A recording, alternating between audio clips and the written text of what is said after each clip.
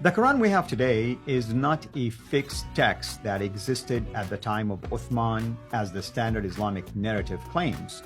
The hidden text of the Sana'a palimpsest reveals the truth that lies underneath this claim.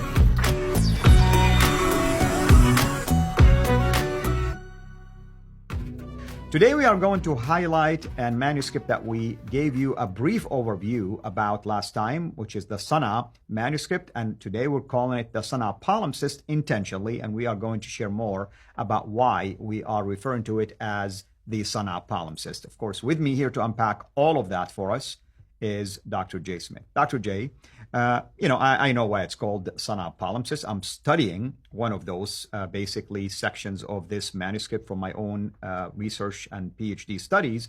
But if you would like just to give our viewers a brief background about why this particular one is called a palimpsest. Well, let's just go ahead and look at the slide. When we look at the slide, we'll see it right here. You can see it. This is under ultraviolet light, and you can see that there is a bleeding area script that's coming through, and you notice that the alephs are going the same direction, which means it's a lower text. This is not the other side of the page. Yeah, so the light blue is the lower text. Is the lower text. Dark is the upper text. Is the upper text. And that's why if you put it under ultraviolet light, you can pull the two away from each other and read them side by side. And I have copies of both separated like this. Yes, the upper text by itself and the lower text by itself. And we can do a whole series on that. I've got my slides too. We're just running out of time since we want to keep these from 8 to 10 minutes, so we're not going to do that for these cases. Right. But certainly we could do that in future episodes. We need to do that. But what's interesting, Asma Hilali is the one who's probably the most famous for coming out with her study on it. Mm-hmm. And she looks at this, and her conclusion is that these are nothing more than school texts. Right, they were for practice. Well, I mean, Dr. Hilali, wonderful scholar, by the way. And again, she has her own conclusions. She's entitled to her own conclusion, which I want to say, sadly, she was also attacked for that conclusion for no apparent reason, to be honest. But all that to say is that her conclusion was the reason why you see the lower text, and it has a number of corrections that are done to it, which is Elizabeth Poen highlighted that the process at some point has to be stopped, washed off. And she said it was part of a school where you're training maybe scribes to write, and they were making mistakes. So that's basically what she meant by that. Now, there's some good reasons why people were criticizing her. One very good reason, let's look at the next slide, is take a look and see what we have found. Really what we're talking about are 63 verses. That's all we're talking about, 63 verses.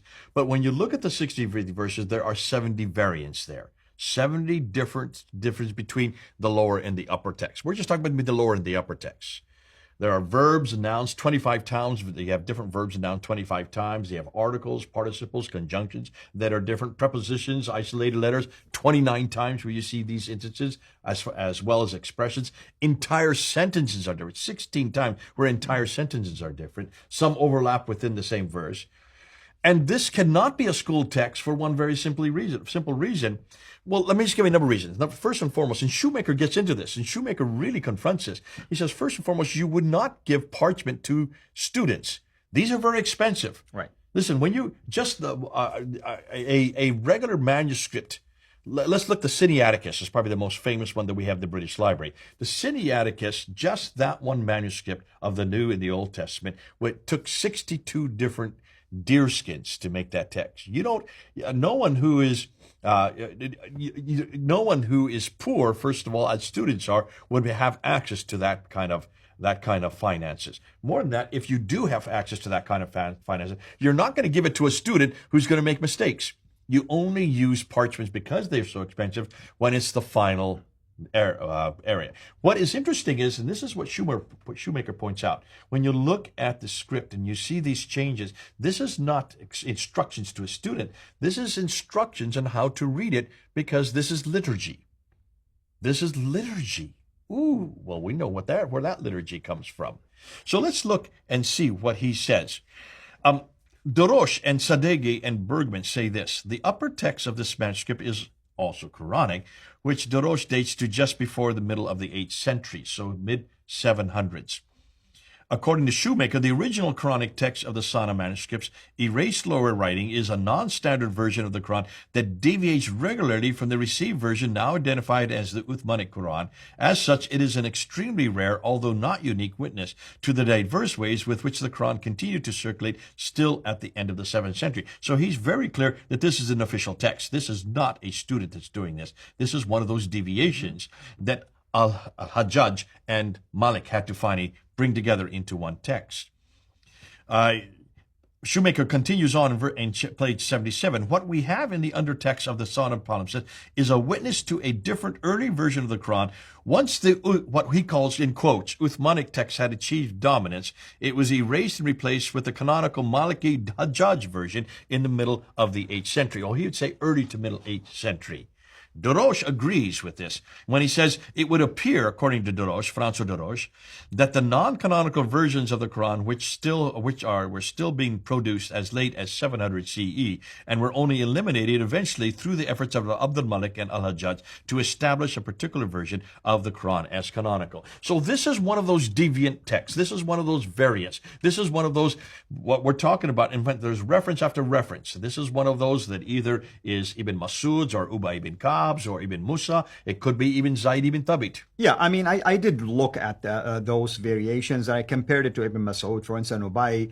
They're not identical, but although, Siddiqui does make the reference that it is possible that it is based on Ibn Masud's, but you can see the style of Ibn Masud's reading is similar to the style. I just want to say the style, thematically speaking.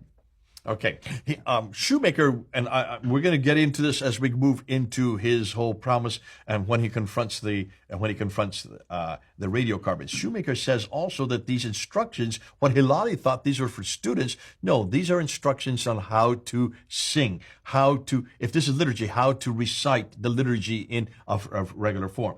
That liturgy were actually Christian texts that were then borrowed and brought forward. So he does refer to this later on. We'll get into that once we get to that episode. Right. I mean, which instructions is he referring to? The one by chapter 9? Is that what he referred to as an instruction? These instructions that you see that are on the lower layer of the Sana'a manuscript. Well, there's only one instruction that I'm aware of. That instruction is what he's referring to then. Yeah, well, Dr. Poen will disagree with him because it's actually identifying the end of the previous chapter. That's another view, by the way, just letting you know.